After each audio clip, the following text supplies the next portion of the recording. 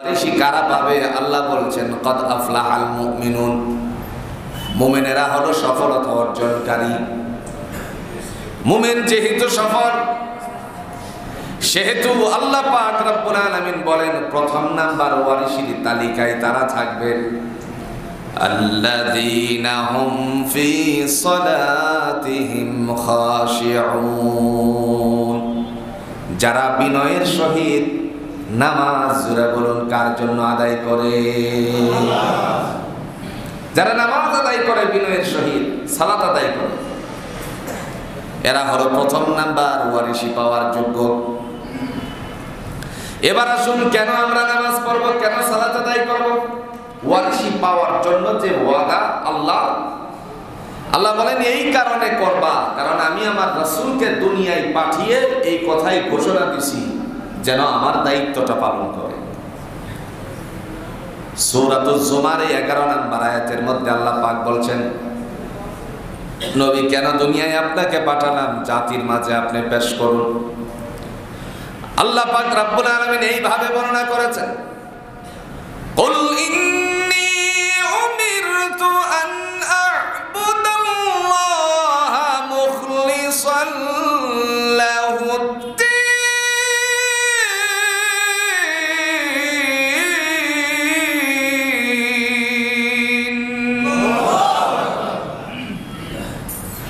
আল্লাহ রাব্বুল আলামিন যিনি ডাক দিয়ে বলেন, কুল ও নবী আপনি বলুন, ইন্নী উমিরতু, আমি আদিষ্ঠিত হয়েছি, আন আ'বুদাল্লাহ মুখলিসান লাহুদ্দীন, নিষ্ঠার সাথে কেবল আল্লাহর গোলামি করার জন্য। সুবহানাল্লাহ। তার মানে সেজদাতে গিয়ে কারে স্মরণ করতে হবে? আল্লাহ, না দুনিয়াদারি কিছু? নামাজে দণ্ডায়মান অবস্থায়, ব্যবসা বলেন, স্ত্রী বাল বাচ্চা বলেন, কৃষি খামার বলেন, আপনার যাবতীয় দুনিয়ার জঞ্জালতা বলেন, সব কিছু থেকে মুক্ত হয়ে কেবল এই কথা ঘোষণা দিতে হবে, আল্লাহ তোমার জন্য আমি নামাজ আদায় করতেছি। সুবহানাল্লাহ। দলিল আছে? কথা কম আছে। চারটা বিষয় ঘোষণা দেওয়া আল্লাহ পাক কোরআন দিয়ে বলছেন, কুল ইন্না সালাতি ওয়া নুসুকি ওয়া মাহইয়ায়া ওয়া মামাতি লিল্লাহি রাব্বিল আলামিন। বান্দা বলবে, আল্লাহ আমার নামাজ, আমার সালাত, ওয়া নুসুকি আমার কুরবানি, ওয়া মাহইয়ায়া আমার জীবন, ওয়া মামাতি আমার মরণ, লিল্লাহি রাব্বিল আলামিন পরাক্রমশালী একমাত্র আল্লাহ তোমার জন্য। সুবহানাল্লাহ। প্রথম নাম্বার ওয়ারিসি তারাই হবে। রাসূল আরবি সাল্লাল্লাহু আলাইহি ওয়াসাল্লাম তিনি যখন দুনিয়ার জমিনে থাকা অবস্থায় সাহাবীদের মাঝে আলোচনা করছিলেন, হঠাৎ করে আল্লাহর নবী মদিনাতুল মুনাওয়ারায় বললেন, ও সাহাবীরা শোনো, তোমাদের বাড়ির সামনে কাহারো যদি একটা খাল থাকে, পুকুর থাকে, নদী থাকে, এই নদীর মধ্যে দৈনিক 5 বার পারাপার করতে গিয়ে নামতে হয়, গোসল করতে হয়, তাদের গায়ে কোনো ময়লা থাকতে পারে নাকি? আপনারা সাক্ষী দেন, একজন মানুষ যদি 5 বার গোসল করে তার গায়ে কোনো ময়লা থাকে নাকি? রাসূল বলেন, আরাআইতুম লাউ আন্না নাহারান ফি বাবি আহাদিকুম হাত্তা ইয়াগতাসিলু ফীহি কুল্লা ইয়াউমিন 5 মাররা হাল বাকিয়া মিন দারানিহি শাইউন ক্বালু লা ইয়াবকা মিন দারানিহি শাইউন। ও আল্লাহর বান্দারা, কারো বাড়ির সামনে যদি একটা খাল থাকে, পুকুর, নদী, যেটাই ধরেন, দৈনিক পারাপার হতে তার 5 বার নামতে হয়, হাল বাকিয়া মিন দারানিহি শাইউন, তার গায়ে কি কোনো ময়লা থাকতে পারে নাকি? সাহাবীরা এক বাক্যে ঘোষণা দিয়ে বললেন, ক্বালু লা ইয়াবকা মিন দারানিহি শাইউন, নবী গো, তাদের গায়ে বিন্দু পরিমাণ ময়লা থাকতে পারে না। সাথে সাথে আল্লাহর নবী বলেন, মিসলু সালাতিল খামস, 5 ওয়াক্ত নামাজের দৃষ্টান্ত হলো এরকম, ইয়ামহুল্লাহু বিহিন্নাল খাতায়া, দয়াময় আল্লাহ পাক তার শরীর থেকে যেরকম গোসলের কারণে ময়লা ফেলে দেন, বান্দা 5 ওয়াক্ত নামাজ যথাযথভাবে আদায় করার কারণে দয়াময় আল্লাহ তার গুনাহগুলো এইভাবে ঝরাইয়া দেন।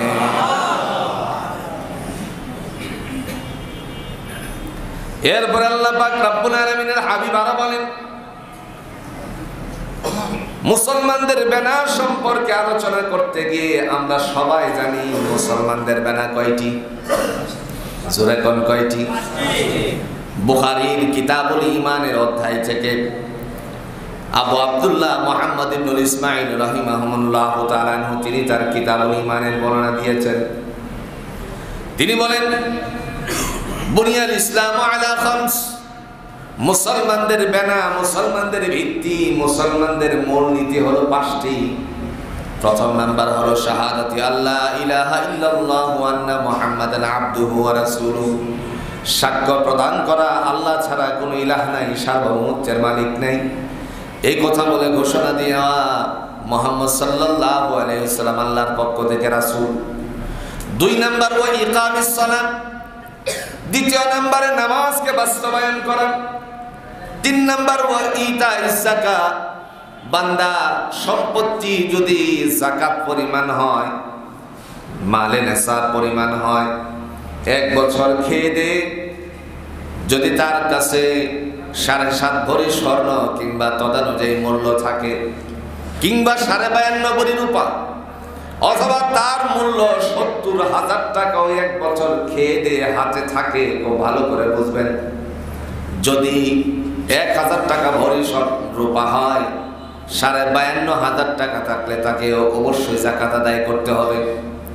ধরে নেন 1200 টাকা হলে পরে এই হিসাব লাগিয়ে যত টাকা, বা 1300 টাকা হলে হিসাব লাগিয়ে 52.5 ভরি রূপার যে মূল্য আছে, ওই মূল্য পরিমাণ কারো কাছে 1 বছর খেয়ে দিয়ে যদি হাতে থাকে, তাহলে আল্লাহর নবী বলেন তাকে অবশ্যই ইসলামের বিধান, রুকন, ভিত্তি যাকাত আদায় করতে হবে। সুবহান। আজকে যদি যাকাতের প্রচলনটা এইভাবে থাকতো, তাহলে রাষ্ট্রীয় কোষাগারে জমা হয়ে যেত, গরিব বাংলাদেশে একজনও থাকতো না, একজনও গরিব থাকতো না। বসুন্ধরায় 3 বাড়ি, কয় বাড়ি? 5 তলা করে বাড়ি, 3টা। হেই বলে কি, আমি তো গরিব মানুষ, ওই যে ভদ্রলোক তার তো 12টা বাড়ি। কথা বুঝছেন? তারে দেখাই সে যার 12 বাড়ি 10 বাড়ি, এর তুলনায় তো আমি গরিব মানুষ। যাকাত দিবে বলে অজুহাত পেশ করে, এটা আমাদের চোখে ধরা পড়ছে। যদি কাহারো কাছে খুব কম মানুষই খুঁজে পাওয়া যাবে 1 বছর খেয়ে দিয়ে তার ঘরে 70,000 টাকা উদ্ধৃত থাকে না, ওই মানুষের উপর যাকাত দেওয়া ফরজ। নামাজ যেরকম ফরজ, যাকাত এরকম কি? জোরে কোন, যাকাত কি? ওয়া ইতাইজ যাকাত। 4 নাম্বার ওয়াল হজ, যাদের রাস্তা খরচ বহন করার মতন ক্ষমতা আছে তাদেরকে হজ করতে হবে। 5 নাম্বার ওয়া সাওমি রমাদান, রমজানের রোজাগুলো ঠিকমতো আদায় করলে পরে দয়াময় আল্লাহ পাক রব্বুল আলামিন তাকে জান্নাতি বলে আখ্যায়িত করে ইমানের দফতরে নামটা উঠাইয়া দিবেন। আল্লাহর ওয়ারিশি পাইতে হলে 1ম নাম্বার গুণ, কিভাবে নামাজ পড়তে হবে? জোরে জোরে আল্লাহ বলছেন, আল্লাযীনা হুম ফি সালাতিহিম খাশিউন, বিনয়ের সহিত নামাজ আদায় করতে হবে। বিনয় নাই, ওয়ারিশি নাই। কথা বুঝছেন কি? নামাজ পড়ছি বটে, নামাজ আদায় হচ্ছে, কিন্তু বিনয় নাই নামাজে। বুঝেন না? আছে কথা কন না, কে আছে? অযথায় অযথায় আছে, অযথায় মশা কামড় মারছে, থাপার দিয়ে তারপরে চুলকাইতে আছে একেবারে রুকুই যাওয়ার আগ পর্যন্ত আছে। এগুলো বিনয়হীন নামাজ। নামাজ আদায় করছে, ওই দিক দিয়ে গাড়ি লক করছি কিনা বুঝেন, গাড়ি লক করছি কিনা, মাথা ঢুকে গেছে গাড়ির ভিতরে, আহারে হিরুইন চিনি ভিতর থেকে ডালা খুলে কিছু নিয়ে যায়, আসেনি? কথা কন না, কে আসেনি? বিনয় কৃষিকাজে কাজ করতেছে, জমিনের মধ্যে আপনার ওই যে আগাছা উঠায় এরকম করে খোসা দিয়ে, এটাকে কি বলি আমরা? সেনা, হ্যাঁ, কাশি। ওটাকে রেখে তারপরে নামাজে আসছে। কিন্তু দুইটা ছেলেকে দেখে আসছিল, ওরা এদিক দিয়ে আসতেছে, নামাজে এসে মনে করলো যে ছেলেরা কি আমার কাশি বা সেনাটারে দেখে নিয়ে যায়, আসেনি? কথা কর না, কে আসেনি? আবার দেখা গেল আপনারা যারা ফ্যাক্টরিতে কাজ করেন, সোয়েটার ফ্যাক্টরি হোক কিংবা আপনার গার্মেন্টস সেক্টর হোক, আপনি যখন কসেস মারছিলেন, এটারে কি বলে? সোয়েটার ফ্যাক্টরিতে কি মারে? কি মারে? কসেস। মনে করছেন আমি জানি না? কসেস মানলেন, কয় কসেসের পরে আপনার একটা নিডেলের মধ্য থেকে সোজাই যে এরকম এরকম করে বাজ উঠবে, এটা একটা মিস্টেক করে ফেলেছেন, তখন মনে নেই। নামাজে আসলে পরে আপনার মনে পড়ে গেল, চিন্তা আসলো, আরে আমার তো এটা আবার গিয়ে খুলতে হবে, আবার নতুন করে লাগাতে হবে, আসেনি? আবার দেখা গেল কাটিং মিস্ত্রি, যিনি যাকে কোয়ালিটি কন্ট্রোলার বানানো হলো, দায়িত্বশীল ব্যক্তি, সে যখন দায়িত্ব পালন করতেছে, কোয়ালিটি ম্যান অথবা ইন্সপেকশনের দায়িত্ব আছে, ইন্সপেকশনের দায়িত্বের সময় একটা মাল টেবিলের উপরে রেখে আসছে, এপিএম কিংবা জিএম সাহেব তিনি যদি দেখে ফেলে তারপরে তারে শান্টিং দেবে। ভুল বলছি মনে হয়? কথা কোন ভুল বলছি? টেবিলের উপরে রেখে আসছে, এপিএম সাহেব তিনি যদি দেখেন অথবা জিএম সাহেব তিনি যদি দেখেন, এমন সময় তাকে শান্টিং দিবে। নামাজে এসে মনে পড়লো, আহার এটা যদি নিচে রেখে আসতাম তাহলে তো আমি শান্টিং থেকে বেঁচে যেতাম। এরকম মনে পড়ে কি পড়ে না? এই নামাজকে বিনয়ের নামাজ বলা হয় না, খুশবুজো নামাজ বলা হয় না। কোরআনুল হাকিম এই কথাই বোঝালেন, ওয়ারিসি তারাই পাবে যাদের নামাজের মধ্যে শুরু থেকে শেষ পর্যন্ত কেবল আল্লাহর জন্য নিবেদিত বিনয়ের সহিত নামাজ আদায় করে। আল্লাহ বলেন এরা হলো ওয়ারিসি পাওয়ার প্রথম দাবিদার। সুবহানাল্লাহ বলছেন না? এখন প্রশ্ন হলো, এই যে কথাটা বললেন এ তো বড় মুশকিলের কথা, কয়জন মুসল্লি খুঁজে পাওয়া যাবে? হ্যাঁ, মুসল্লি খুঁজে পাওয়া বড় কঠিন হয়ে যাবে, সেটা চিরন্ত সত্য কথা। তারপরে রাসূলুল্লাহ বলছেন, যদি তুমি নামাজের ভিতরে সালাম ফিরানোর পূর্ব মুহূর্ত পর্যন্ত অল্প সময়ের জন্য সালাম ফিরানোর আগে আল্লাহর জন্য তুমি নামাজ পড়ছো, এটা যদি পূর্ণ ধ্যান আল্লাহর দিকে চলে যায়, দয়াময় আল্লাহ রাব্বুল আলামিন তোমারে বিনয়ের সহিত নামাজ আদায়কারী হিসাবে কবুল করে নিবে। যাবে যে রাসূল জানতেন, কথা বুঝছেন নি?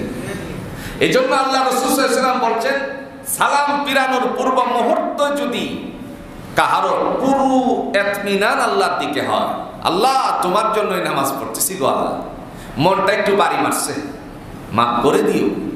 আল্লাহ বলেন ইয়াগফিরু লাকুম যুনুবাকুম জামিআ, আমি তোমার জিন্দেগীর গুনাহগুলো এইভাবে মাফ করে দিই।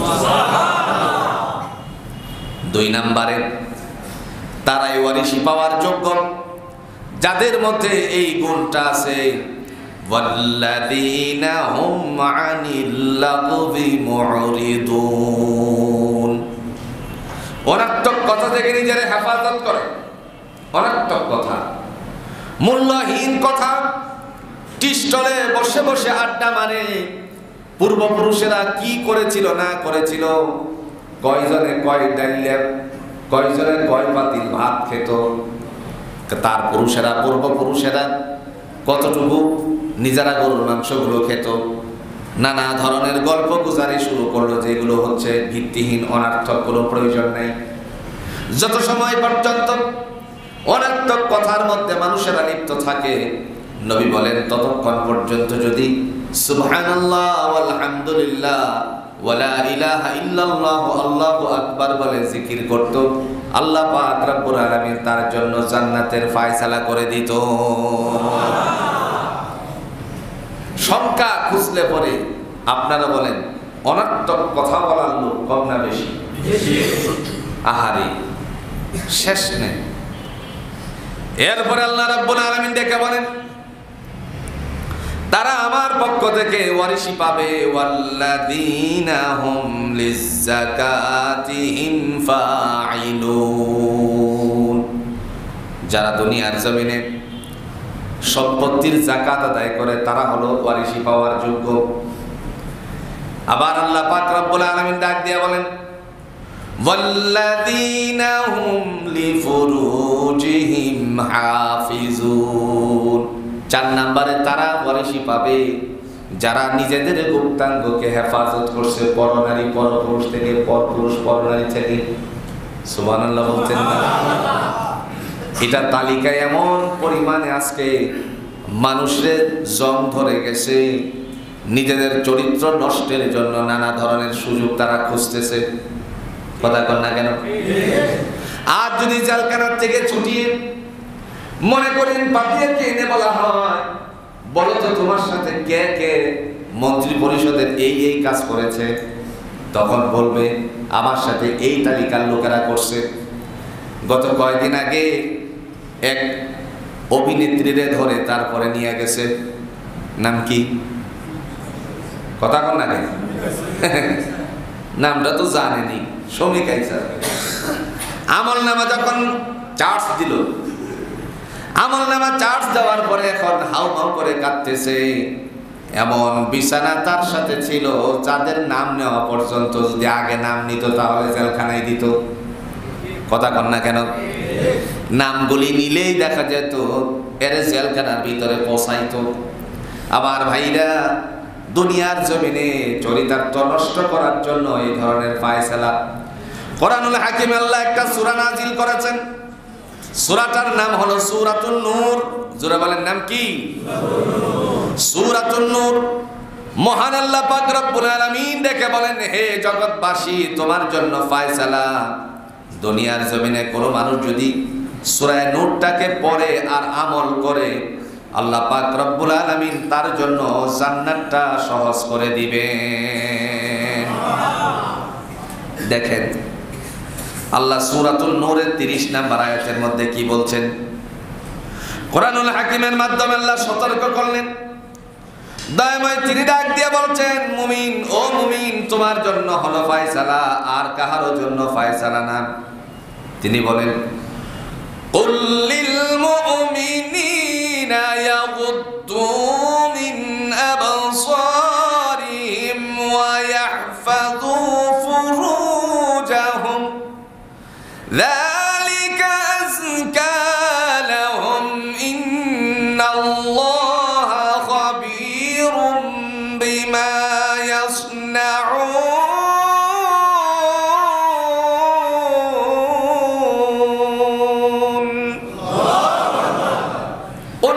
আপনি বলুন লিল মুমিনিনা ইয়াগুদ্দু মিন আবসারিহিম, মুমিনদেরকে বলুন তারা যেন তাদের চক্ষু হেফাজত করে। চিন্তা করে যত নষ্টের গুরি হলো আরো জোরে চোখ। বয়স কত? বয়স তো প্রায় 55-60।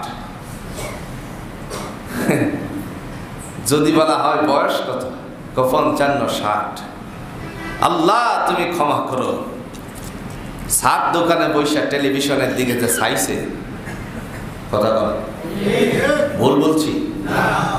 এই যে চাইছে, ওরে আল্লাহরে জিজ্ঞেস যদি করা হয় কাহা চাচা বয়স কত, বাবা আমগোর সময় তো এগুলো ছিল না, আগে যদি থাকতো। বোঝেন নাই?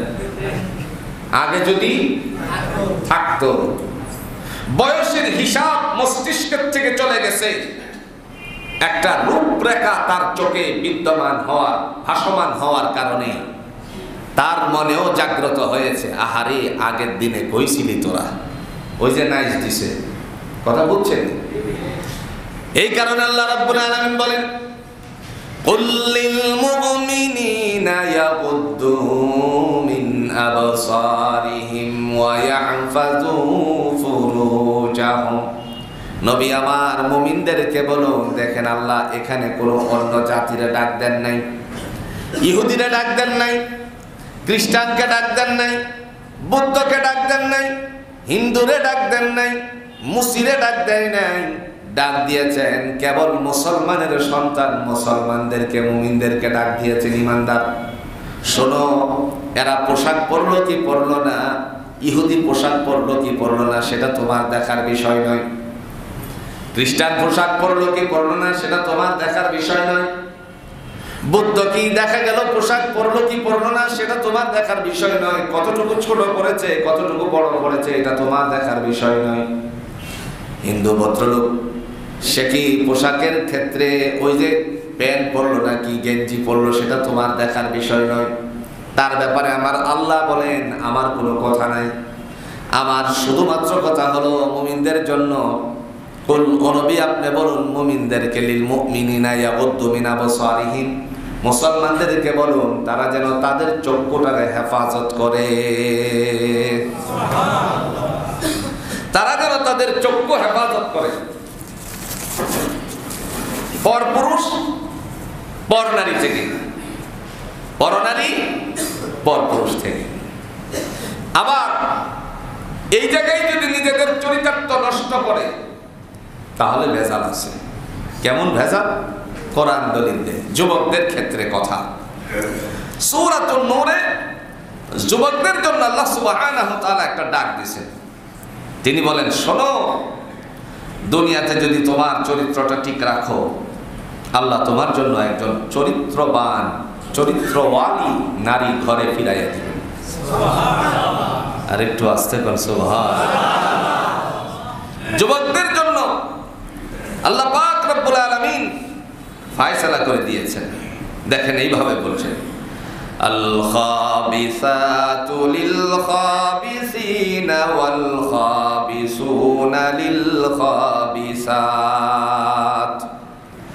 ওয়াত তাইয়িবাতু লিত তাইয়িবিনা ওয়াত তাইয়িবুনা লিত তাইয়িবাত উলাইকা মুবাররাউনা মিম্মা ইয়াকুলুনা লাহুম মাগফিরাতুন ওয়া রিজকুন কারীম। আল্লাহ বলেন আল খাবিস, দেখেন, আল খাবিসাতু লিল খাবিসিন ওয়াল খাবিসুনা লিল খাবিসাত। খবিস বুঝেন তো, একটা গালি দেয় না, হেই খবিস, কথা কম আছে কি?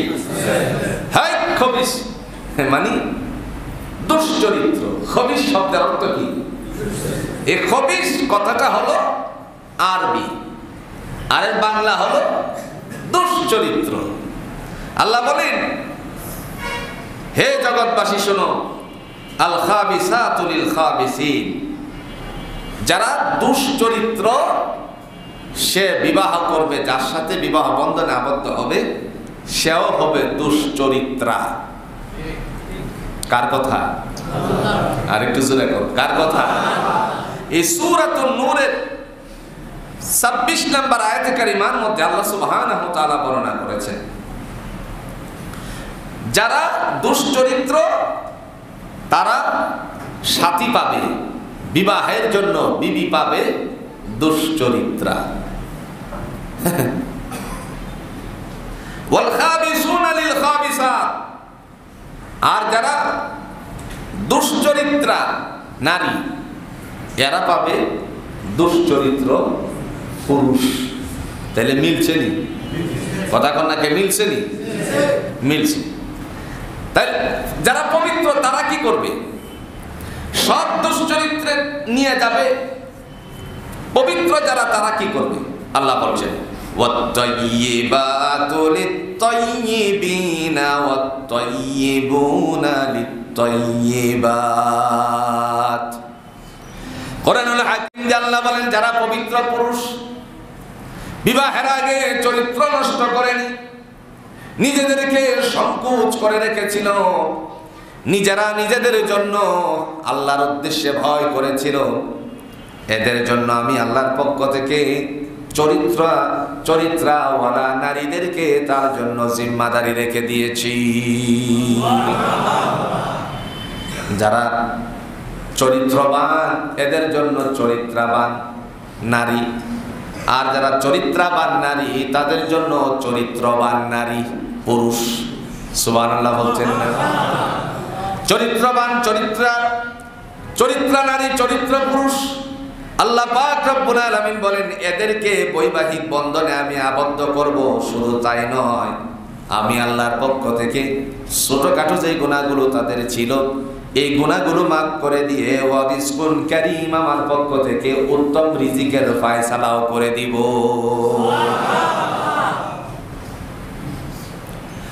আর যদি কোনো কারণবশত চরিত্র নষ্ট করে ফেলে তাহলে আল্লাহর কোরআন বলে হ্যাঁ করে ধর। হ্যাঁ কি করতে? একটু জোরে এখন কি করতে? যদি আল্লাহর কোরআনের আইন এই জমিনে শাসন ব্যবস্থায় থাকতো, যদি কোরআনের আইন ব্যবস্থাপনা থাকতো, তাহলে একজন দুশ্চরিত্র দুনিয়ায় থাকতো না। কথা কন না কেন? জিনার ব্যভিচার যদি বাইতুল মুকাররমে করা হতো, আছে কোনছে কোরআনের আইন শাসন ব্যবস্থা, কোরআনের আইন যদি কায়েম হয়, আপনি আমার কোনো সমস্যা আছে? কথা কন না কে আছে? সমস্যা কাদের?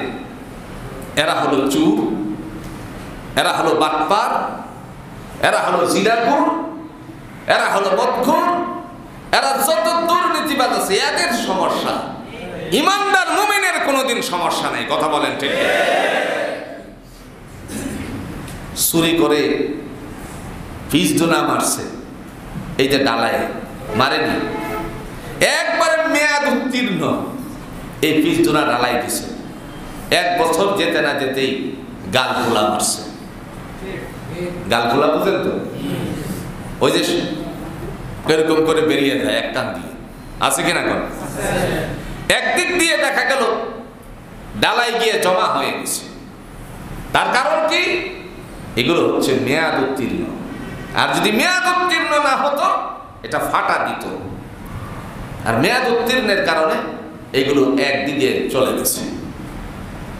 তাহলে দেখা যেত এদের বিচার কোরআন দিয়ে করতো, কয় টাকা চুরি করছিস। এরপরে যদি পদ্মা সেতু বানাতে গিয়ে চুরি করে খেয়ে ফেলতো, মনে করেন যে কোনো একটা বাজেট হলে পরে দেখা যায় 20 কোটি বা 20 লাখ টাকা বাজেট হলে এই 20 লাখ টাকার থেকে সর্বপ্রথম যিনি বাজেটের থেকে আসে সেই থেকে মারা শুরু হয়। চেয়ারম্যান সাহেব পর্যন্ত আসলে পরে চেয়ারম্যান সাহেব আমি একটু কথা কন না কেন, 10 লাখ আগে হই নাই। এরপরে আস্তে আস্তে চেয়ারম্যান পর্যন্ত 5 লাখ বাকি আছে। চেয়ারম্যান চিন্তা করে আমি কেন বাকি থাকবো, আর মেম্বার সাহেব করতেছে। কথা কন না কেন? এই কয় আমার কাছে আসলে পরে আমিও তো কিছু নিব। এই যে কার্যক্রম শুরু হয়েছে, কোনো কাজ হয় নাকি? আমাদের দেশের কাজ হয় এই ভিডিওর মাধ্যমে। কিসের মাধ্যমে? রাস্তা করে ভিডিও না জমা দিয়ে তারপরে বিল পাস করায়, আছে কিনা? যত কম টাকায় কাজ করতে পারবে, কে কম টাকায় পারবে, এদেরকে টেন্ডার দেওয়া হয়। হয় কি হয় না? আর বহির্বিশ্বে কম টাকায় নয়, কে বেশি মেয়াদ দিতে পারবে, এত বছর আমার রাস্তাটা ঠিক থাকবে, যে বেশি মেয়াদ দিতে পারবে তাকেই এই কন্ট্রাক্ট দেওয়া হবে। তাহলে দুই দেশেরটা উল্টা হয়ে গেল না? এক হলো কম টাকা, আর একটা কি মেয়াদ উত্তীর্ণ, মেয়াদ বেশি। এই জন্য যদি কোরআন থেকে ফায়সালা হতো, কোনো সাধারণ মানুষের জন্য সমস্যা হতো না, সমস্যা হতো চোরের জন্য। কোরআন দিয়ে আল্লাহ বলছেন চোরের শাস্তি যদি বিচার হতো কোরআন দিয়ে, চোরের শাস্তিটা যদি কোরআনের মাধ্যমে বিচারটা করা হতো, আস-সারিকু ওয়াস-সারিকাতু ফাকতাউ আইদিয়াহুমা, চোর এবং চুরিকারিনীর উভয়ের হাত কেটে দাও। বাইতুল মুকাররমের সামনে যদি ঢাকা শহরের এক চোর ধরে হাত কাটা হতো আর ভিডিও চিত্র ছড়িয়ে দেওয়া হতো, তাহলে গোটা বাংলাদেশের সমস্ত সুরেরা ওটু আল্লাহর ওলিতে পরিণত হয়ে যেত। তো সর্বনাশে মসজিদে ঢুক। কোথায় ঢুকতে? মসজিদে ঢুক, উপায় নাই, হাত চলে যাবে। নবী আরবি সাল্লাল্লাহু আলাইহি সাল্লামকে সাহাবী প্রশ্ন করলেন, ইয়া রাসূলুল্লাহ, প্রথমবার চুরি করেছে এই মানুষের যদি ডান হাতটা কেটে দেওয়া হয়, দ্বিতীয়বার চুরি করলে আবার ওকে হাত কাটবে নাকি? নবীজি বলেন, দ্বিতীয়বার চুরি করলে পরে ওই মানুষটার আর এখানে ডান হাত চলে গেছে, বাম হাতটা কেটে দেওয়া হবে না। ইসলামের নিয়ম নীতি আছে। তো কেমনে কি? কথার বাম পা কেটে দেওয়া হবে, এই যে বুড়ানিতে। তাই মানে এক হাত নাই আর কি নাই? যেটা এখন এক হাত নাই আর একটা কি নাই? পা নাই। নবীজি বলেন তার বাম পা কেটে দেওয়া হবে। দুইটা একসাথে করা যাবে না, কারণ একটা দিয়ে তার তো চলা লাগবে। এরপরে যদি আবারও চুরি করে, অভ্যাস আছে না? অভ্যাস আছে না যে গ্রামে গঞ্জে একটা কথা বলে, জানি না কথাটা কতটুকু সত্য, কথা বলে এরকম, স্বর্ণকার, আবার কেউ স্বর্ণকার থাকলে আমার উপর রাগ করে, মানে মায়ের কানের স্বর্ণ পর্যন্ত চুরি করার চেষ্টা করে, একটু করে সিমটি দিয়ে রেখে দেয়।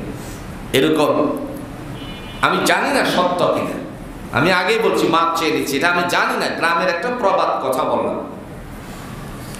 এই যে অবস্থাটুকু হলো, যদি দেখা যায় আবারও চুরি করে, তৃতীয়বার যদি চুরি করে, রাসূল বলেন এবার বাম হাত কাটো।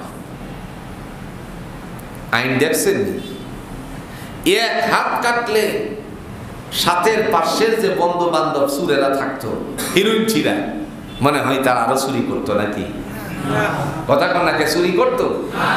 রিক্সা দিয়ে আল্লাহর বান্দি যাচ্ছে, যাওয়ার সময় পিছন দিক থেকে এসে কানের দুল টান মেরে কান ছিঁড়ে নিয়ে গেছে। এরকম হয় কি হয় না? গাড়ি দিয়ে যাচ্ছে, বাসে যাওয়ার সময় যখন খালি বাসটা দিয়ে মনে করেন আব্দুল্লাহপুর থামতেছে, এই সময় অথবা ছাড়ছে বাসটা, একজন জানালার পাশে বসে বসে ফোন দিতেছে, তখন হে লাফ মেরে হাতের থেকে ফোনটা নিয়ে কি মারে? আসেনি? কি অবস্থা! দুনিয়ার কোরআনের আইন যদি থাকতো তাহলে এদের সমস্যা হতো, আপনি আমার সাধারণ ব্যক্তিদের কোনোদিন সমস্যা হতো না। রব্বে কারীম তিনি ডাক দিয়ে বলেন, যদি কেউ পুরুষ, বিবাহিত না কিংবা বিবাহিতা নারী না, এরা যদি দুশ্চরিত্র কাজটা করে ফেলে, আল্লাহ তাদের জন্য কোরআন দিয়ে শাস্তির বন্দোবস্ত করেছেন। সুবহানাল্লাহ। শাস্তিটা কি? আয-যানিয়াতু ওয়াজ-যানি ফাজলিদু কুল্লা ওয়াহিদিন মিনহুমা মিআতা জালদাহ ওয়া লা তা'খুযুকুম বিহিমা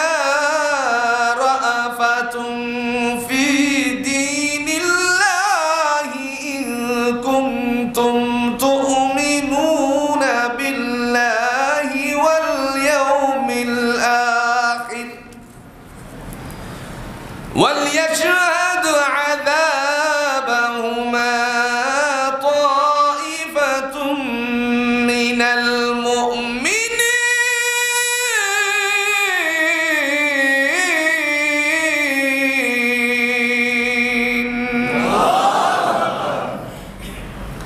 মহান আল্লাহ রাব্বুল আলামিন ডাক দিয়া বলেন, আয-যানিয়াতু ওয়াজ-যানি ফাজলিদু কুল্লা ওয়াহিদিন মিনহুমা মিআতা জালদা।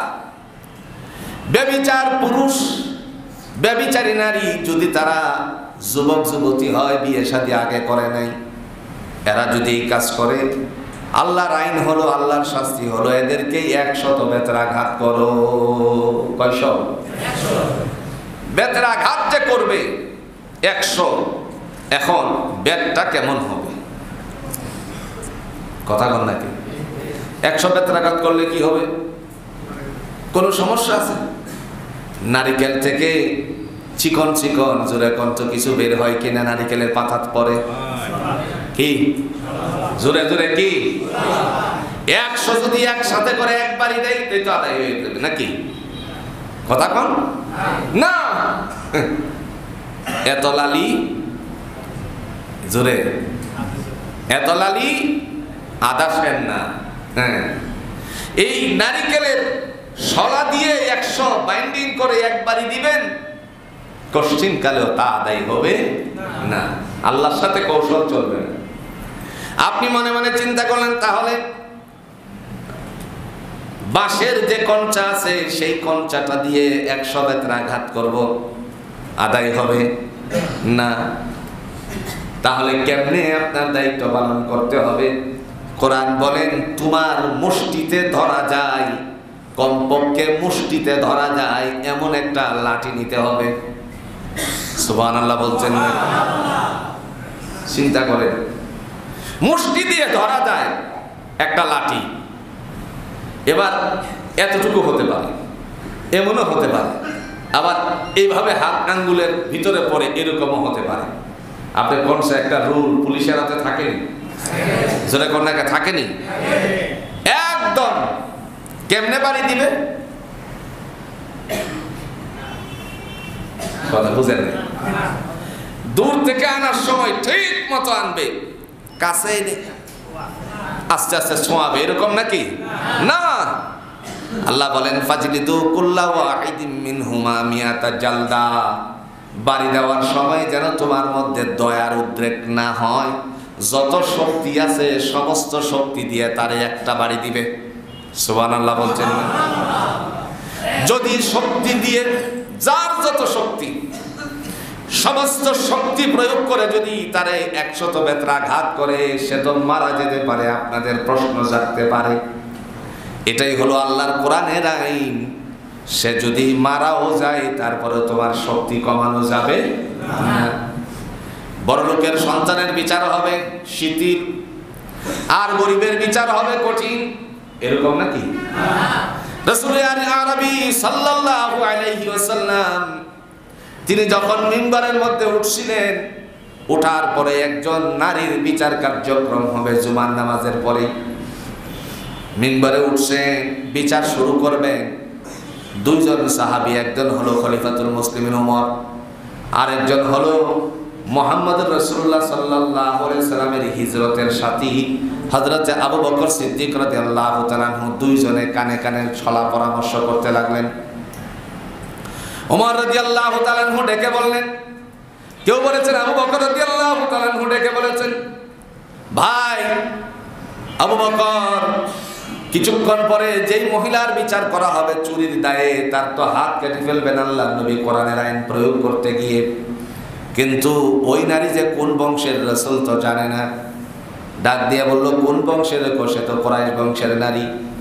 যদি তার হাত কেটে দেওয়া হয় তাহলে এমত অবস্থায় কুরাইশ বংশের তো ইজ্জতটা আর থাকে না। কথা বলার পরে হযরত ওমর রাদিয়াল্লাহু তাআলা আনহু বললেন, কিংবা আবু বকর রাদিয়াল্লাহু তাআলা আনহু বললেন, তাহলে কি করা যায়, একটা উপায় বের করো না। উপায় বের করতে গিয়ে বললেন ওমর রাদিয়াল্লাহু তাআলা আনহু, নবীজি সবচেয়ে বেশি আদর করেন একজনকে, আর তিনি ছিলেন হযরত যায়েদ ইবনে হারিসা রাদিয়াল্লাহু তাআলা আনহুর সন্তান, নাম ছিল উসামা। নাম কি? আবার উসামা বিন লাদেন না, কিন্তু নাম ছিল কি? উসামা। ডাক দাও উসামাকে। উসামাকে ডাকা হলো। ডাকার পরে বলল, উসামা তুমি কি তোমার নানা জানের কাছে, দাদা জানের কাছে একটা সংবাদ পৌঁছাতে পারবে নাকি? নবীজির কাছে পৌঁছাতে পারবে নাকি? কি তিনি বললেন, কি সংবাদ পৌঁছাতে হবে? এমত অবস্থায় দুইজন মিলে বলল, শুধু কানে কানে গিয়ে বলবে যে কুরাইশ বংশের নারী বিচারের কাঠগড়ায় দাঁড়াইছে, ওই নারীর হাত কাটা হলে তারপরে কুরাইশ বংশের ইজ্জত চলে যায়। আপনার সাহাবীরা অনেক খুশি হয়ে যায় তার বিচারটা যদি একটু শিথিল করা হয়। তার মানে হাত না কেটে আঙ্গুলের একটু অংশ যদি কেটে দেন তাহলে সাহাবীরা খুশি হয়ে যায়। এই কথা নিয়ে যখন আল্লাহর বান্দা উসামা মিম্বারের কাছে গেল, যাওয়ার পরে নবীজি ডাক দিয়া বললেন, উসামা এই মুহূর্তে তুমি কেন? মুখটারে কানের কাছে নিয়ে বলছে, দাদা যান, কিছুক্ষণ পরে যেই নারীর বিচার করা হবে এই মহিলা হলো কুরাইশ বংশের। যদি তার হাত কাটা হয় তাহলে কুরাইশ বংশের মানুষের ইজ্জত চলে যায়। আপনার সাহাবীরা অনেক খুশি হয়ে যায় যদি তার বিচারটা একটু শিথিল করা হয়, একটু আঙ্গুল কেটে দিয়ে। বলা মাত্রই রাসূলুল্লাহ সাল্লাল্লাহু আলাইহি ওয়াসাল্লামের চেহারা মোবারক লাল হয়ে গেল। আল্লাহর নবী সাথে সাথে মিম্বর থেকে দাঁড়িয়ে গেলেন, দাঁড়িয়ে গিয়ে বলতে লাগলেন, কারণ সে তো নাম বলে নাই, শুধুমাত্র বলছে আপনার সাহাবীরা খুশি হয়। সাথে সাথে ডাক দিয়া বলছেন, কে আমার কাছে তোমরা ওসামারে পাঠিয়েছো?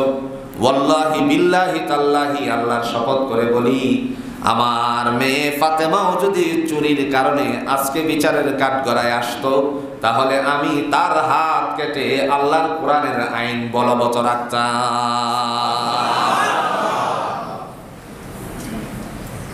তাহলে দয়ার কোনো উদ্রেক হবে না।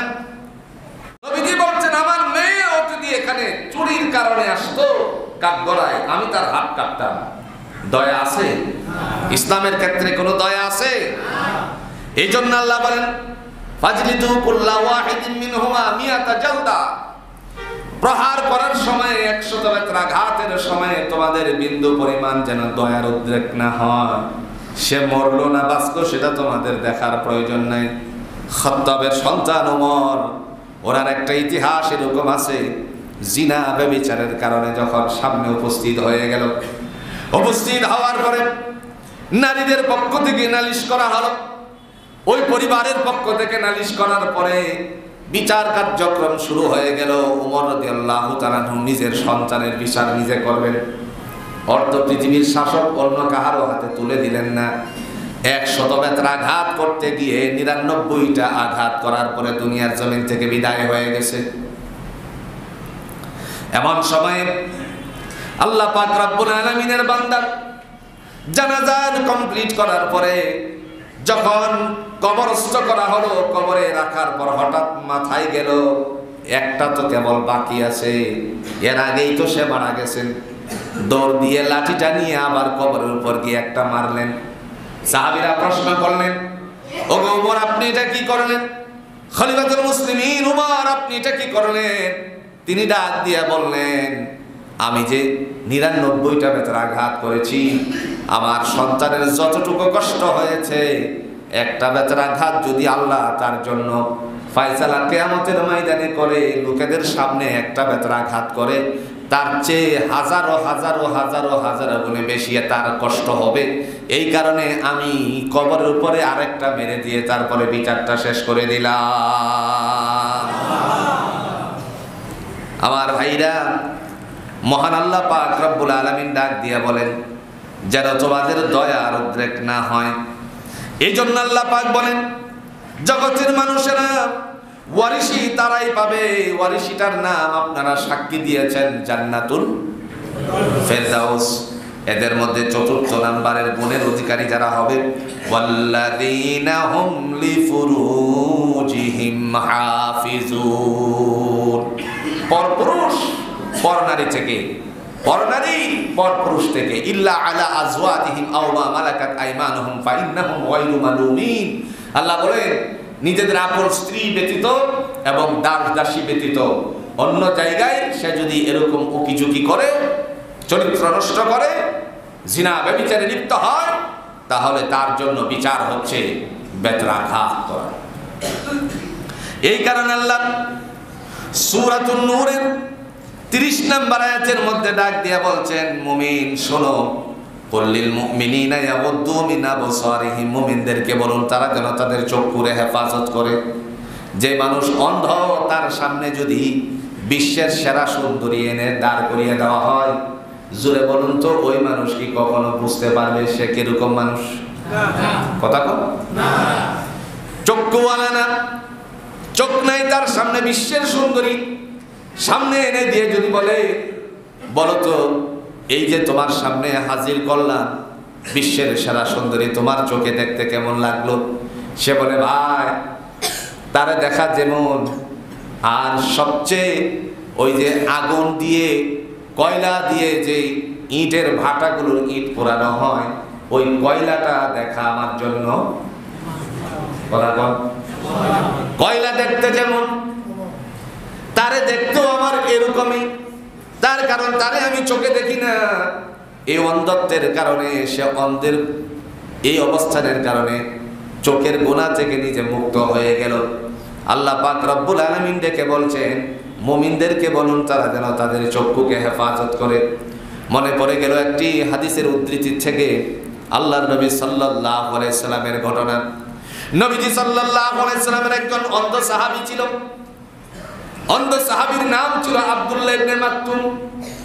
আল্লাহর বান্দা যখন নবীজির কাছে আসতেছিলেন, এই সময় রাসূলের দুইজন বিবি সামনে ছিলেন। সামনে থাকা অবস্থায় ডেকে বললেন, নবীজি বললেন, ও আল্লাহর বান্দিরা, তোমরা ঘরের ভিতরে চলে যাও, কামরায় চলে যাও। দুইজনেই বললেন, ইয়া রাসূলুল্লাহ, আপনার সাহাবী তো অন্ধ, সে তো আমাদেরকে দেখবে না, তাহলে আমরা কেন ভিতরে চলে যাব? সাথে সাথে নবীজি বললেন, ও আল্লাহর বান্দিরা শোনো, আমার সাহাবী আব্দুল্লাহ ইবনে মাকতুম যদিও অন্ধ, কিন্তু তোমরাও কি অন্ধ নাকি? সুবহানাল্লাহ বলছেন না?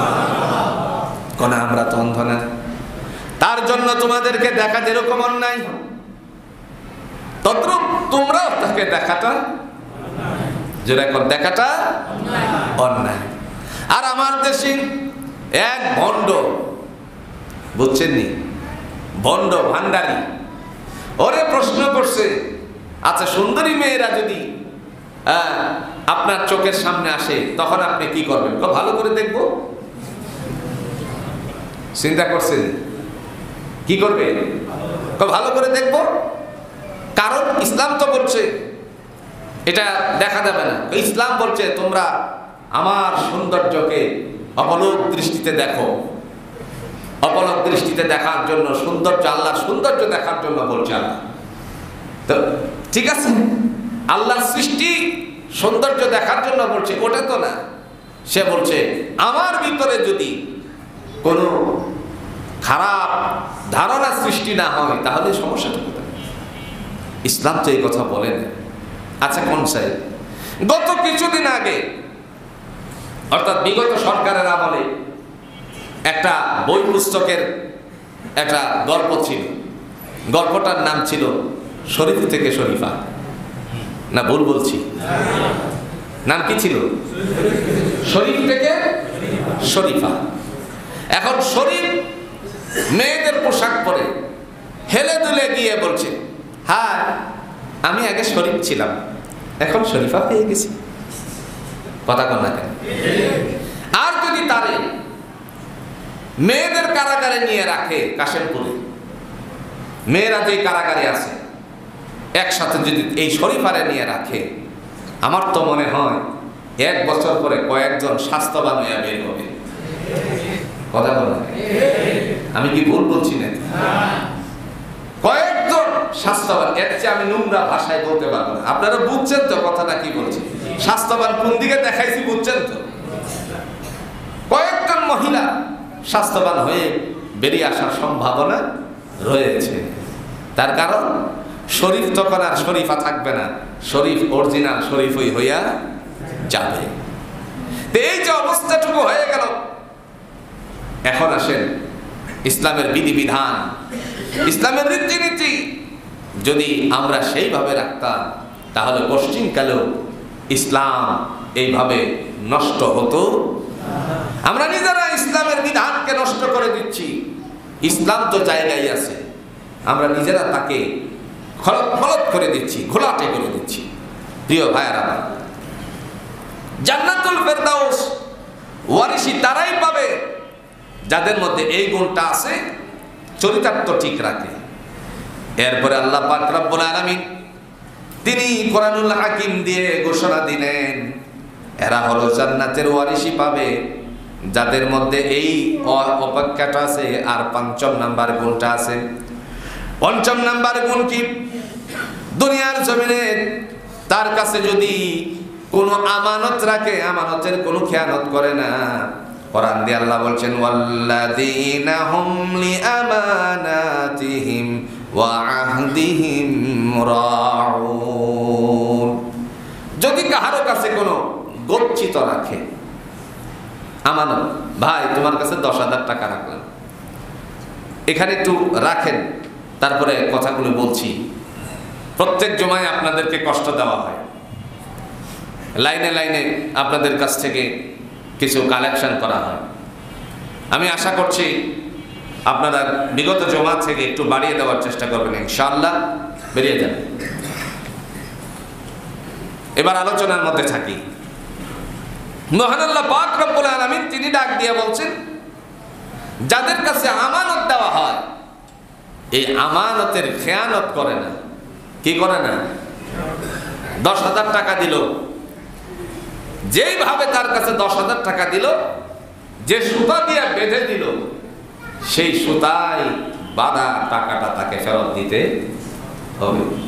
এখন এই কথা যদি মসজিদ কমিটির, আপনাদের মসজিদের কথা বলছি না, বাংলাদেশের অন্যান্য মসজিদের কথা বলতেছি, মসজিদ কমিটির ক্যাশিয়ার সাহেবকে বলা হয় যে আপনার কাছে যে আমানতের টাকাটা দেওয়া ছিল, মানে মসজিদের টাকাটা রাখা হয়েছিল, এটা দেখান, কথা কর না কে, তখন কি করবে? জোরে কর না কে, কি করবে? খায়াল আইছি।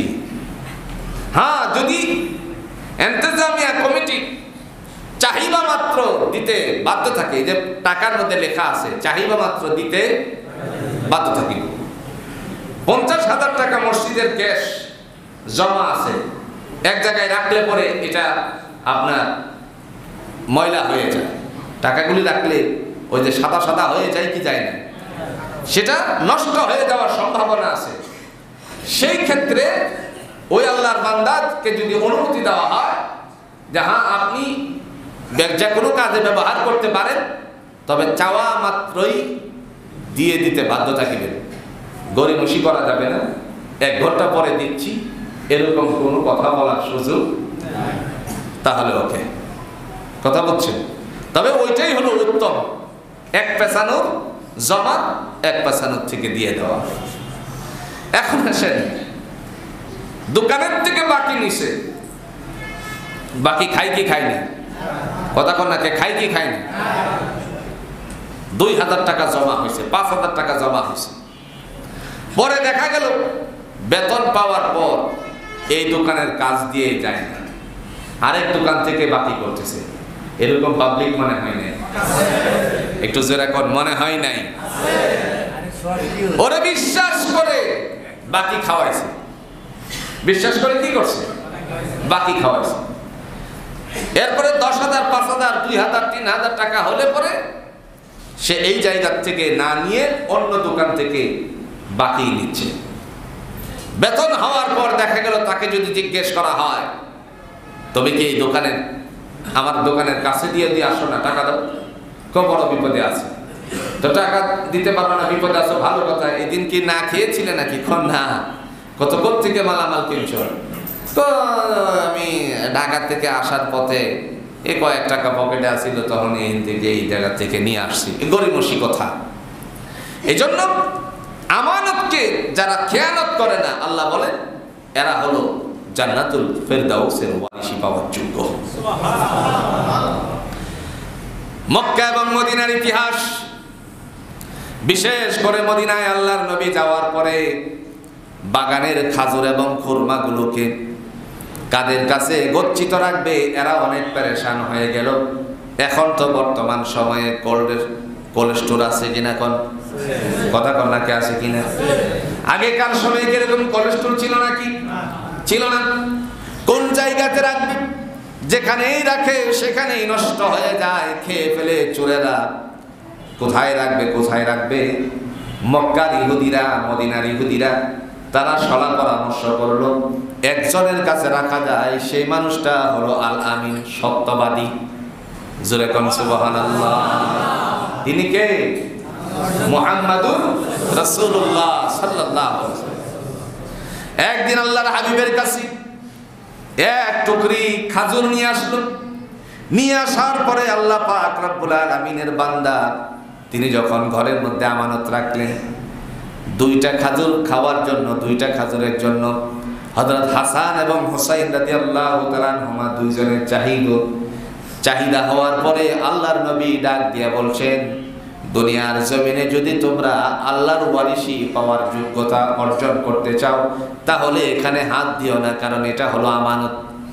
নবীজি যাদের কাছ থেকে আমানত নিতেন, যারা রাসূলের কাছে মাল গচ্ছিত রাখত, সবাইকে দয়াময় আল্লাহ পাক রব্বুল আলামিনের বান্দা ফাই টু ফাই করে আমানতগুলো বুঝিয়ে দিতেন।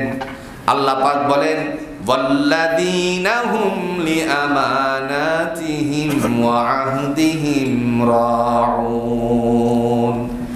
দুনিয়ার জমিনের ফয়সালা হলো মহান আল্লাহ পাক রব্বুল আলামিন ডেকে বলেন ওয়াল্লাযীনা হুম লিআমানাতিহিম ওয়া আহদিহিম রাউন।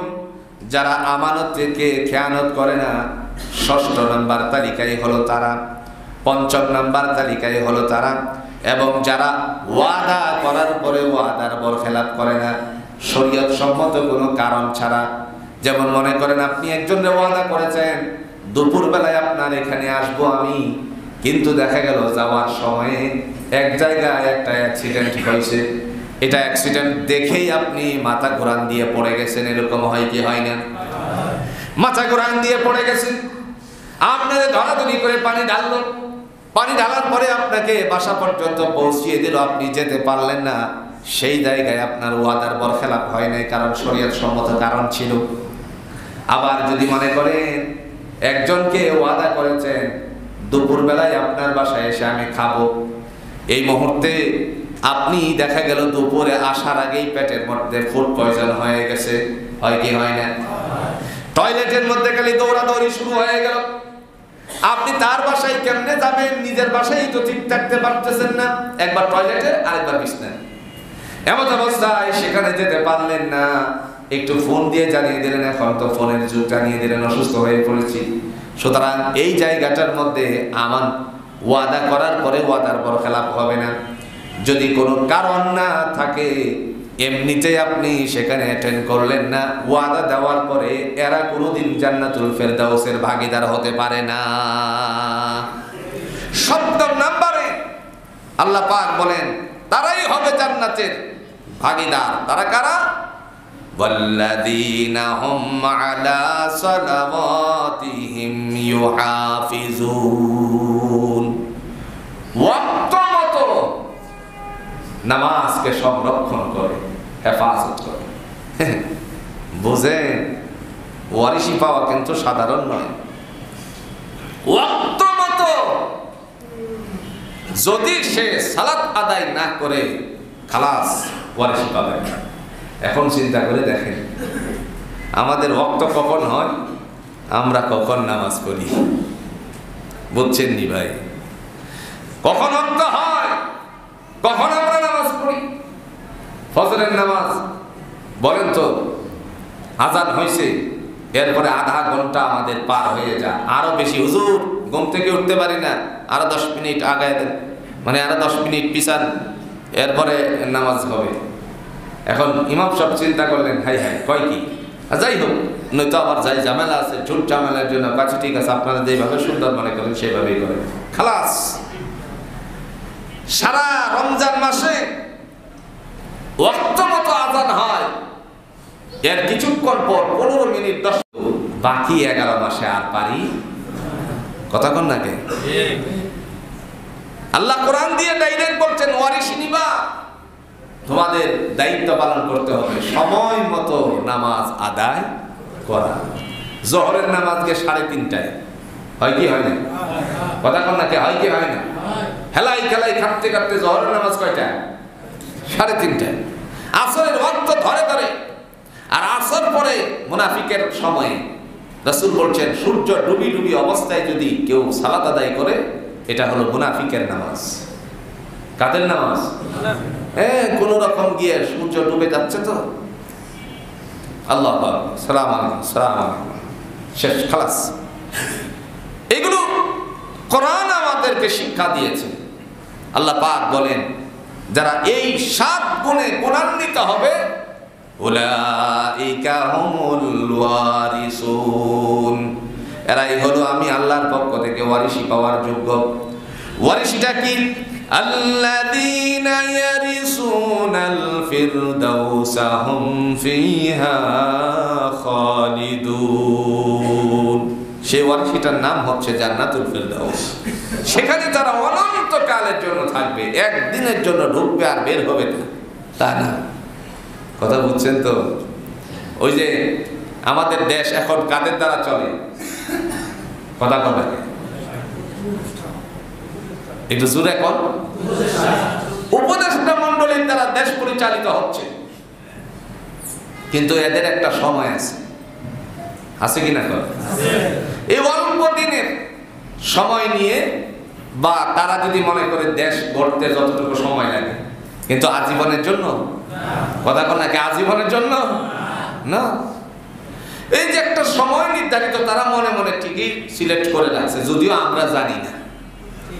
উপদেষ্টা মণ্ডলী যারা আছে হেরা মনে মনে একটা টার্গেট নিয়ে রাখছে, এতদিনের ভিতরে আমরা সব কার্যক্রম শুরু করব, এরপরে এখান থেকে শেষ করব। এটা পাবলিক জানে না, রাজনৈতিক দলগুলো জানে না, যার কারণে রাজনৈতিক দলের একালি কইতেছে ছাড়াইয়া করেন, চালাচালি করেন, চালু করেন, দেশটা সুন্দর করেন, নির্বাচন দেন, হাতে হস্তান্তর করেন। আমাদের পিপাসা লাগছে, খাউনের টাইম যাইতেছে না। কথা কন না কেন?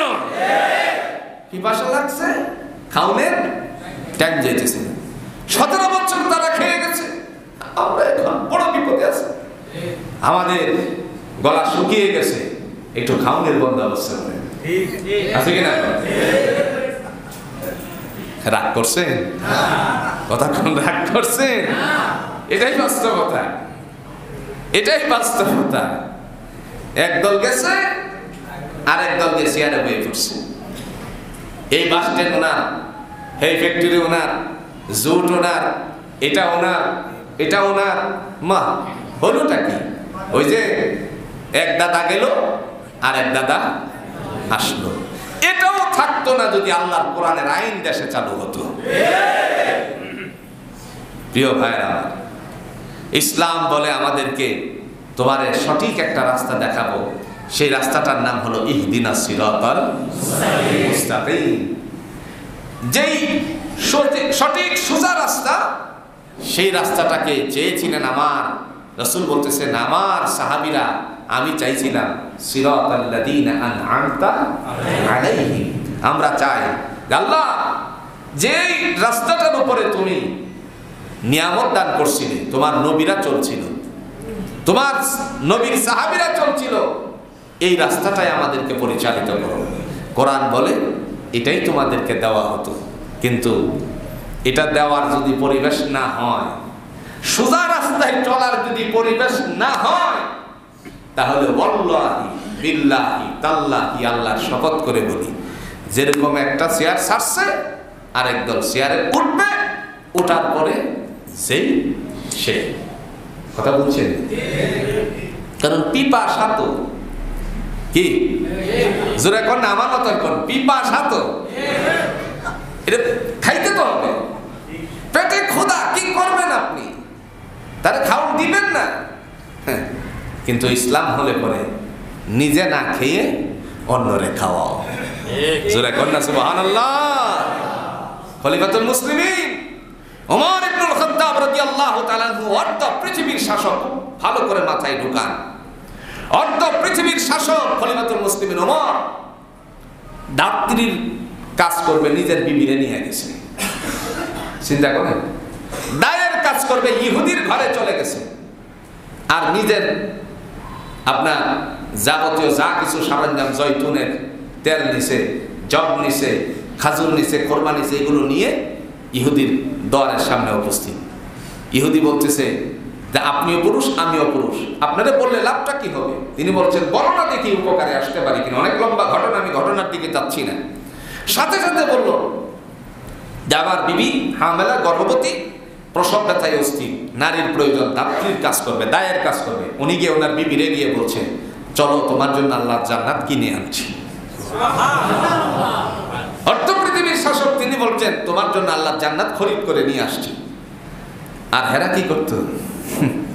হ্যাঁ বললে আমার কি, অথবা কাজ করলেন। এরপরে বলছেন তুমি আগামীকালকে খলিফার দরবারে যেও, তোমার জন্য কিছু করা যায় কিনা দেখবো। রাতের বেলায় ইহুদি আল্লাহর বান্দা উমর রাদিয়াল্লাহু তাআলা আনহুকে চিনে নাই। না চিনার কারণে যখন তিনি চলে আসছেন, সকালবেলায় আসছে, যখন দেখলেন যে একটা কুরসির মধ্যে বসা, এমন সময় একটা সামনের দিকে যায় আর এক কদম পিছনে দেয়। সর্বনাশ, রাতের বেলায় তো এই মানুষটাই আমার কাছে বসা ছিল, তারই তো আমি বিরক্ত করছি। কথা বুঝছেন তো? এই সময় উমর রাদিয়াল্লাহু তাআলা আনহু ডেকে বলছেন, ভাই তুমি কেন পিছাচ্ছ? তোমার তো কোনো দোষ নাই, তোমার কোনো দোষ নাই, দোষ হলো আমার। আমি কেন তোমার কাছে আরো আগে গেলাম না? যদি আমি তোমার কাছে আরো আগে যেতে পারতাম তাহলে তোমার বিবির কষ্ট কম হতো, পেরেশানি তোমারও কম হতো। আমি কি জবাব দিব আল্লাহর কাছে, এই চিন্তায় আছি। সুবহানাল্লাহ বলতে সোনালী শাসন ছিল, এই সোনালী শাসনের দিন আমার বন্ধুরা অপেক্ষা করছে কোরআনের আলোকে। আল্লাহ আমাদের সবাইকে সহি কথাগুলো বুঝে আমল করা তৌফিক দান।